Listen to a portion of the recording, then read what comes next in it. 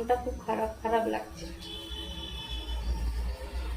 এক এক এক এক সময় এমন সময় আছে যেন আমার মতন খুশি কেউ নেই, আবার এক এক সময় এমন আছে আমার মতন যেন দুঃখী কেউ নেই। কেন আমাদের মনে ইয়ে আসে? আমি ভাবি যে আমার ভেতরে কিছুই নেই। মানে কি বলবো, যারা গরিব অভাব থেকে এসেছে না, ওইটাই ভাবে সবসময়, ছোটবেলা থেকে যেটা জন্ম থেকে যেটা যে আছে, গরিব, অভাব, অশিক্ষিত,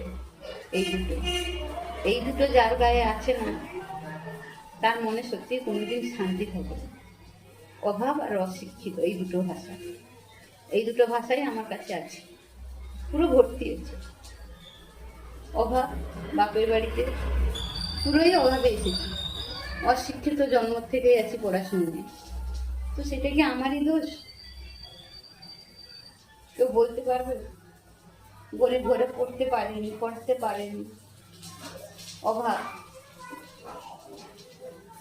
অভাবটাকে তাও মেনে নেওয়া যায়। অশিক্ষিত কথাটা বললে না খুবই খারাপ লাগে, মনে কষ্ট লাগে। কি আর করবো, সেটা তো আছে, নাম্বার দিয়ে আছে অশিক্ষিত, অভাব। অভাব না, এই দুটো আর কি।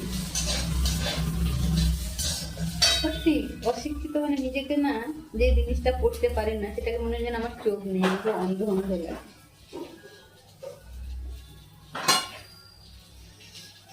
আবার যখন জন্ম নেব না ঠাকুর, এই জিনিস দুটো যেন না থাকে, দেবে ঠাকুর আমাকে। রাস্তা বেরোলেই ওইটা পড়তে পারবো, আমি ওই দোকানে গিয়ে পড়তে পারবো। অনেক মানুষ আমার মতন, অনেক মানুষ আছে, অনেক মানুষের কি হয় জানি না, আমার তো খুবই কষ্ট লাগে, কষ্ট হয় মনে মনে, এক একবার মনে আর কি, অনেক কষ্ট হয়, বোঝাতে পারি না কারো।